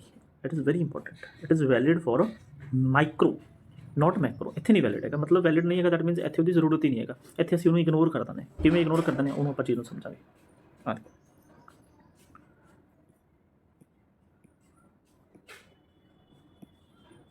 देखो एट दिस स्केल मतलब macroscopic scale the fact that charge of the body can increase और decrease in units of E is not visible. कहते जो स्केल वड्डा हो जाता ना, मतलब असीं वड्डे लैवल पर देखते हैं, मैक्रो लैवल पर देखते हैं MACRO, तो उदों ਜਿਹੜਾ ਚਾਰਜ ਹੈ ਕਿਸੇ ਬੋਡੀ 'ਤੇ ਉਹ ਇਨਕਰੀਜ਼ ਹੋ ਰਿਹਾ ਡਿਕਰੀਜ਼ ਹੋ ਰਿਹਾ ਇਨ ਟਰਮਸ ਆਫ E, ਮਤਲਬ ਇਨ ਟਰਮਸ ਆਫ ਇਲੈਕਟ੍ਰੋਨ ਉਹ ਵਿਜ਼ੀਬਲ ਨਹੀਂ ਹੁੰਦਾ। ਜਿਵੇਂ ਸਟਾਰਟਿੰਗ 'ਚ ਮੈਂ ਕਰਾਇਆ ਸੀ ਨਾ ਵੀ ਇੱਕ ਇਲੈਕਟ੍ਰੋਨ ਰਿਮੂਵ ਕਰਨਾ ਇੰਨਾ ਚਾਰਜ ਹੈ ਜੀ, 2 ਇਲੈਕਟ੍ਰੋਨ ਰਿਮੂਵ ਕਰਨਾ 3.2 × 10⁻⁻19, ਤਾਂ ਉੱਥੇ ਆਪਾਂ ਨੂੰ ਫਰਕ ਨਜ਼ਰ ਆਉਂਦਾ ਵੀ 1.6 ਤੋਂ ਬਾਅਦ ਸਿੱਧਾ ਕਿੱਥੇ ਅਗਲੀ ਗੱਲ ਹੋ ਗਈ 3.2 ਤੇ, that means something is missing. ਤਾਂ ਆਪਾਂ ਨੂੰ ਸਮਝ ਲੱਗਦਾ ਮਾਈਕਰੋਸਕੋਪਿਕ ਮਤਲਬ ਇੱਕ ਇਲੈਕਟ੍ਰੋਨ ਦੀ ਗੱਲ ਹੋ ਰਹੀ ਹੈ ਤਾਂ ਬਹੁਤ ਛੋਟੇ ਪਾਰਟ ਦੀ ਗੱਲ ਹੋ ਰਹੀ ਹੈ, ਹੈ ਨਾ। ਉੱਥੇ ਤਾਂ ਕੁਆਂਟਾਈਜੇਸ਼ਨ ਦਾ ਕੰਸੈਪਟ ਵੈਲਿਡ ਹੈ, ठीक है। बट ਜਦੋਂ ਅਸੀਂ ਵੱਡੇ ਵੱਡੇ ਚਾਰजेस ਨਾਲ ਗੱਲ ਕਰਦੇ ਹਾਂ ਜਾਂ ਬਹੁਤ ਸਾਰੇ ਮਤਲਬ ਮਾਈਕਰੋ ਚਾਰजेस ਨਾਲ ਗੱਲ ਕਰਦੇ ਹਾਂ, ਫਿਰ ਇਹ ਕਨਸੈਪਟ ਇਗਨੋਰ ਹੋ ਜਾਂਦਾ। ਉਹਨੂੰ ਆਪਾਂ ਸਮਝਣ ਲਈ ਇੱਕ ਬੜੀ ਸਿੰਪਲ ਜਿਹੀ ਐਗਜ਼ਾਮਪਲ ਤੁਹਾਡੇ ਸਾਹਮਣੇ ਲਿਖੀ ਹੋਈ ਹੈ, ਹੁਣ ਦੇਖਦੇ ਹਾਂ।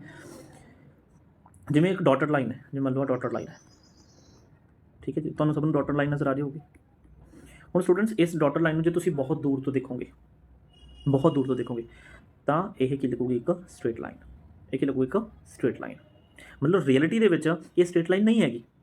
ਜਦੋਂ ਅਸੀਂ ਨੇੜੇ ਦੇਖਦੇ ਹਾਂ, ਮਤਲਬ ਅਸੀਂ ਛੋਟੇ ਲੈਵਲ 'ਤੇ ਦੇਖਦੇ ਹਾਂ, ਉਦੋਂ ਤਾਂ ਸਾਨੂੰ ਅਲੱਗ-ਅਲੱਗ ਦਿਖ ਰਿਹਾ, ਵਿਚਾਲੇ ਗੈਪ ਵੀ ਤਾਂ ਨਜ਼ਰ ਆ ਰਿਹਾ। ਬਟ ਜਦੋਂ ਅਸੀਂ ਦੂਰ ਤੋਂ ਦੇਖਦੇ ਹਾਂ ਤਾਂ ਦੂਰ ਤੋਂ ਸਾਨੂੰ ਕੀ ਲੱਗਦਾ ਹੈ, ਮਤਲਬ ਅਸੀਂ ਵੱਡੇ ਲੈਵਲ 'ਤੇ ਜਾ ਕੇ ਦੇਖਦੇ ਹਾਂ ਤਾਂ ਸਾਨੂੰ ਇਹ ਬਿਲਕੁਲ ਕੀ ਲੱਗਦਾ ਹੈ, ਸਟ੍ਰੇਟ ਲੱਗਦਾ, ਇੱਕ ਕੰਟੀਨਿਊਸ ਲਾਈਨ ਲੱਗਦੀ ਹੈ।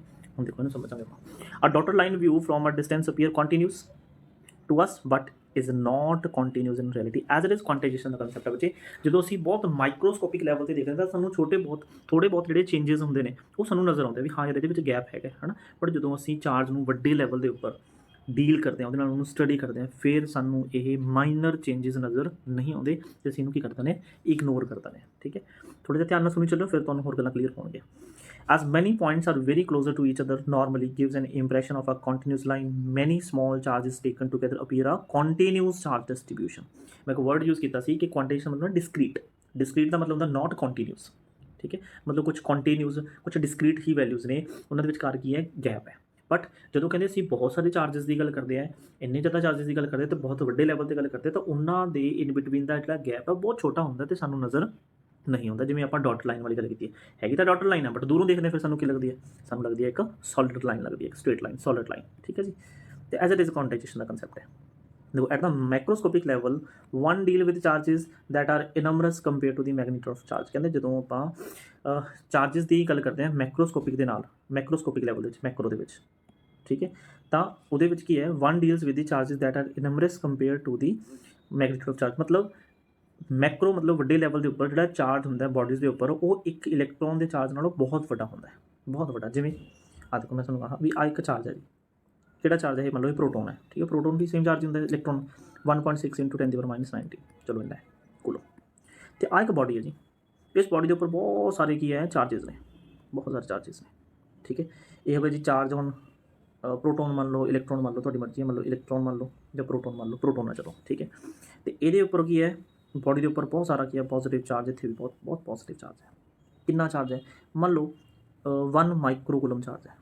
ਕਿੰਨਾ ਚਾਰਜ ਹੈ, 1 ਮਾਈਕਰੋ ਮਤਲਬ 10⁻⁶ ਕੋਲੋਂ। ਹੁਣ ਜੇ ਮੈਂ ਕੰਪੈਰੀਜ਼ਨ ਕਰਾਂ ਵੀ charge on proton upon charge on body, ਹੁਣ ਦੇਖੋ 1.6 ਨੰਬਰ ਨੂੰ ਜੇ ਮੈਂ ਹਟਾ ਕੇ ਸਿਰਫ ਪਾਵਰਸ ਦੀ ਗੱਲ ਕਰਾਂ 10⁻⁹ ਹੈ, ਤਾਂ ਮੈਂ ਅਪਰੋਕਸ ਨੂੰ 10⁻⁹ ਲਿਖ ਲੈਣਾ ਜੀ, ਡਿਵਾਈਡਡ ਬਾਈ ਇੱਥੇ 10⁻⁶।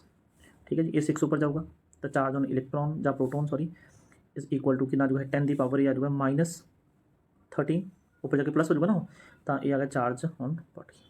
ਜੇ ਮੈਂ ਚਾਰਜ ਔਨ ਬੋਡੀ ਦੀ ਗੱਲ ਕਰਾਂ, ਚਾਰਜ ਔਨ ਬੋਡੀ ਦੀ ਗੱਲ ਕਰਾਂ, ਠੀਕ ਹੈ, ਤਾਂ ਇਹਨੂੰ ਮੈਂ ਕੀ ਲਿਖ ਸਕਦਾ, 1/10 ਦੀ power -13 times of charge on electron which is equal to 10 ਦੀ power 13 times of charge on electron. ਦੇਖੋ ਮਤਲਬ ਜਿਹੜਾ ਬੋਡੀ ਦਾ ਜਿਹੜਾ ਚਾਰਜ ਹੈ ਉਹ ਇਲੈਕਟ੍ਰੋਨ ਦੇ ਚਾਰਜ ਨਾਲੋਂ ਕਿੰਨਾ ਜ਼ਿਆਦਾ, ਕਿੰਨੇ ਟਾਈਮ ਜ਼ਿਆਦਾ ਹੈ, ਆਂਸਰ ਹੈ ਉਹ 10 ਦੀ ਪਾਵਰ 13 ਟਾਈਮ ਜ਼ਿਆਦਾ ਹੈ। ਇੱਕ ਇਲੈਕਟ੍ਰੋਨ ਦੇ ਚਾਰਜ ਦੀ ਗੱਲ ਕਰਨੀ, ਇੱਕ ਕੰਸੈਪਟ ਹੋ ਗਿਆ, ਅਤੇ ਇੱਕ ਹੋ ਗਿਆ ਇੱਕ ਬੋਡੀ ਦੇ ਉੱਪਰ ਚਾਰਜ ਦੀ ਗੱਲ ਕਰਨੀ। ਉਸ ਬੋਡੀ 'ਤੇ ਜਿਹੜਾ ਚਾਰਜ ਹੋਊਗਾ ਉਹ 10 ਦੀ ਪਾਵਰ 13 ਟਾਈਮਸ ਲਾਰਜ ਹੈ, ਮਤਲਬ ਮੈਕਰੋ ਵੱਡਾ ਲੈਵਲ ਹੋ ਗਿਆ। ਤਾਂ ਇੰਨੇ ਜ਼ਿਆਦਾ ਚਾਰਜ ਦੇ ਵਿੱਚ ਸਾਨੂੰ ਜਿਹੜੇ ਉਹਨਾਂ ਦੇ ਵਿਚਕਾਰ ਦੇ ਸਮਾਲ ਜਿਹੜੇ ਗੈਪਸ ਨੇ ਉਹ ਨਜ਼ਰ ਨਹੀਂ ਆਉਂਦੇ ਨਾ ਪ੍ਰੈਕਟੀਕਲ ਲਾਈਫ। ਦੈਟਸ ਵਾਈ ਅਸੀਂ ਜਿਹੜਾ ਕੁਆਂਟਾਈਜੇਸ਼ਨ ਦਾ ਕੰਸੈਪਟ ਹੈ ਉਹਨੂੰ ਉੱਥੇ ਕੀ ਹੈ, ਇਗਨੋਰ ਕਰਦਾ ਹੈ। ਆਈ ਹੋਪ ਸੋ ਕਿ ਤੁਹਾਨੂੰ ਇਹ ਕੰਸੈਪਟ ਸਮਝ ਲੱਗਿਆ ਹੋਗਾ। At this scale the fact that charge can increase or decrease only in units of E is not very different from saying that charge can take on continuous values। ਕਹਿੰਦੇ actually ਹੋਊਗਾ but ਉਹ ਜਿਹੜਾ ਕੀ ਹੈ ਸਾਨੂੰ ਨਜ਼ਰ ਨਹੀਂ ਆਉਂਦਾ ਹੈਗਾ। ਠੀਕ ਹੈ, ਅਸੀਂ ਉਹਨੂੰ ਕੀ ਮੰਨ ਲੈਂਦੇ, ਕੰਟੀਨਿਊਸ ਮੰਨ ਲੈਂਦੇ। Clear. Thus, at the macroscopic level, the quantization of charge has no partial consequence and can be ignored। ਤਾਂ ਅਸੀਂ ਉਹਨੂੰ ਕੀ ਕਰਾਂਗੇ, ਇਗਨੋਰ ਕਰਾਂਗੇ। ਠੀਕ ਹੈ ਜੀ, ਤਾਂ ਇਹ ਇੱਕ ਬਹੁਤ ਇੰਪੋਰਟੈਂਟ ਕੁਐਸਚਨ ਵੀ ਬਣਦਾ ਹੈ ਕਿ ਜੋ ਕੁਆਂਟਾਈਜੇਸ਼ਨ ਆਫ ਚਾਰਜ ਦਾ ਕੰਸੈਪਟ ਹੈ ਕਿ ਉਹ ਹਰ ਇੱਕ ਲੈਵਲ ਦੇ ਵਿੱਚ ਐਗਜ਼ਿਸਟ ਕਰਦਾ ਹੈ, ਆਂਸਰ ਹੈ ਨਹੀਂ। ਓਨਲੀ ਐਗਜ਼ਿਸਟ ਇਨ ਮਾਈਕਰੋਸਕੋਪਿਕ ਲੈਵਲਸ, ਓਨਲੀ ਐਗਜ਼ਿਸਟ ਇਨ ਮਾਈਕਰੋਸਕੋਪਿਕ ਲੈਵਲਸ, ਕਿਉਂਕਿ ਉੱਥੇ ਜਿਹੜਾ ਕੀ ਹੈ ਇਲੈਕਟ੍ਰੋਨ ਤੇ ਇੱਕ ਇਲੈਕਟ੍ਰੋਨ, ਦੋ ਇਲੈਕਟ੍ਰੋਨਸ ਦੇ ਡਿਫਰੈਂਟ ਜਦੋਂ ਆਪਾਂ ਗੱਲ ਕਰਦੇ ਹਾਂ ਤਾਂ ਉਹਦੇ ਇਨ ਬਿਟਵੀਨ ਸਾਨੂੰ ਚਾਰਜਿਸ ਦਾ ਕੁਝ ਗੈਪ ਮਿਲਦਾ ਹੈ। ਠੀਕ ਹੈ, ਦੈਟ ਇਜ਼ ਡਿਸਕ੍ਰੀਟ। ਬਟ ਜਦੋਂ ਅਸੀਂ ਵੱਡੇ ਲੈਵਲ ਤੇ ਦੇਖਦੇ ਹਾਂ, ਬਹੁਤ ਸਾਰੇ ਚਾਰजेस ਨਾਲ ਅਸੀਂ ਗੱਲ ਡੀਲ ਕਰਦੇ ਹਾਂ, ਤਾਂ ਇਹ ਜਿਹੜਾ ਮਾਈਨਰ ਦਾ ਜਿਹੜਾ ਡਿਫਰੈਂਸ ਆ ਉਹ ਸਾਨੂੰ ਨਜ਼ਰ ਨਹੀਂ ਆਉਂਦਾ। ਇਹਦੇ ਲਈ ਇੱਕ ਸਿੰਪਲ ਜਿਹੀ ਐਗਜ਼ਾਮਪਲ ਤੁਸੀਂ ਧਿਆਨ 'ਚ ਰੱਖਿਓ ਕਿ ਇੱਕ ਡਾਟਡ ਲਾਈਨ ਨੂੰ ਜਦੋਂ ਅਸੀਂ ਨੇੜੋਂ ਦੇਖਦੇ ਹਾਂ ਤਾਂ ਸਾਨੂੰ ਕੀ ਹੈ, ਉਹਨਾਂ ਦੇ ਵਿਚਕਾਰ ਗੈਪ ਨਜ਼ਰ ਆਉਂਦਾ ਹੈ, ਬਟ ਜਦੋਂ ਅਸੀਂ ਉਹਨੂੰ ਦੂਰ ਤੋਂ ਦੇਖਦੇ ਹਾਂ ਤਾਂ ਸਾਨੂੰ ਉਹ ਸੋਲਿਡ ਨਜ਼ਰ ਆਉਂਦੀ ਹੈ। ਠੀਕ ਹੈ ਜੀ, ਆਈ ਹੋਪ ਕਿ ਤੁਹਾਨੂੰ ਇਹ ਸਮਝ ਲੱਗਿਆ ਹੋਊਗਾ ਬੱਚੇ। ਜੇ ਅਗਰ ਤੁਹਾਨੂੰ ਸਮਝ ਲੱਗੂਗਾ ਨਾ ਤਾਂ ਪਲੀਜ਼ ਕਮੈਂਟ ਜ਼ਰੂਰ ਕਰਿਓ ਕਮੈਂਟ ਬਾਕਸ ਦੇ ਵਿੱਚ, ਠੀਕ ਹੈ, ਸੋ ਦੈਟ ਮੈਂ ਮੋਟੀਵੇਟ ਹੋਵਾਂ। ਕਿਉਂਕਿ ਦੇਖੋ ਅੱਜ ਮੇਰੀ ਫਸਟ ਵੀਡੀਓ ਹੈ ਨਾ, ਪਹਿਲਾਂ ਵੀਡੀਓਜ਼ ਬਣਾਈਆਂ ਹੋਈਆਂ ਨੇ, ਉਹ ਵੀਡੀਓਜ਼ ਕੀ ਬੋਰਡ ਦੇ ਉੱਪਰ ਬਣਾਈਆਂ ਸੀ ਮੈਂ, ਬਟ ਹੁਣ ਤੁਹਾਡੇ ਲਈ ਮੈਂ ਇੱਕ PPT ਲੈ ਕੇ ਆਇਆ, ਠੀਕ ਹੈ, ਜਿਹਦੇ ਵਿੱਚ ਅਸੀਂ ਅੱਜ ਐਜੂਕੇਸ਼ਨ ਦੇ ਵਿੱਚ ਅਸੀਂ ਇਹ ਦੇਖ ਰਹੇ ਹਾਂ ਵੀ ਅਸੀਂ ਵਿਜ਼ੂਅਲਾਈਜ਼ ਕਰਕੇ ਜ਼ਿਆਦਾ ਅੱਛੇ ਤਰੀਕੇ ਨਾਲ ਸਿੱਖ ਸਕਦੇ ਹਾਂ। ਠੀਕ ਹੈ, ਬਾਕੀ ਨੋਟਸ ਨੇ ਜਿਹੜੇ ਤੁਹਾਨੂੰ ਉਹ ਮੈਂ ਪ੍ਰੋਵਾਈਡ ਕਰੂੰਗਾ। that is they can be counted, they appear in discrete lumps and quantitation of charge cannot be ignored। मतलब माइक्रोस्कोपिक च ਅਸੀਂ ਕੀ ਇਗਨੋਰ नहीं कर सकते। ठीक है, it is a scale involve that is very important, the scale important है। ठीक है जी, तो आई होप कि ਅੱਜ ਦੀ ਕਲਾਸ ਤੁਹਾਨੂੰ ਸਾਰਿਆਂ ਨੂੰ ਸਮਝ ਲੱਗੀ ਹੋਊਗੀ। ਮੈਂ ਆਪਣੇ ਵੱਲੋਂ ਬੈਸਟ ਜਿੰਨਾ ਹੋ ਸਕਦਾ ਸੀ ਉਹਨਾਂ ਸਮਝਾਉਣ ਦੀ ਕੋਸ਼ਿਸ਼ ਕੀਤੀ ਹੈ, ਬਟ ਨੈਕਸਟ ਵੀਡੀਓ ਦੇ ਵਿੱਚ ਮੈਂ ਕੋਸ਼ਿਸ਼ ਕਰੂੰਗਾ ਵੀ ਹੋਰ ਅੱਛੇ ਤਰੀਕੇ ਨਾਲ ਤੁਹਾਨੂੰ ਸਮਝਾ ਸਕਾਂ। ਤੇ ਤੁਸੀਂ ਆਪਣੇ ਜਿਹੜੇ ਵਿਊਜ਼ ਨੇ ਉਹ ਕਮੈਂਟ ਬਾਕਸ ਦੇ ਵਿੱਚ ਜ਼ਰੂਰ ਦੇਣੇ। ਠੀਕ ਹੈ ਜੀ, ਤੇ ਅਗਰ ਤੁਹਾਨੂੰ ਇਹ ਵੀਡੀਓ ਅੱਛੀ ਲੱਗੀ ਤਾਂ ਇਹਨੂੰ ਲਾਈਕ ਕਰਿਓ, ਸ਼ੇਅਰ ਕਰਿਓ ਤੇ ਮੇਰੇ ਚੈਨਲ ਨੂੰ ਸਬਸਕ੍ਰਾਈਬ ਕਰਿਓ, ਸੋ ਦੈਟ ਮੈਂ ਤੁਹਾਡੇ ਲਈ ਫ੍ਰੀ ਆਫ ਕਾਸਟ ਹੋਰ ਕੰਟੈਂਟ ਨੈਕਸਟ ਕਲਾਸਿਸ ਦੇ ਵਿੱਚ ਤੁਹਾਡੇ ਲਈ ਲੈ ਕੇ ਆ ਸਕਾਂ। Thank you very much.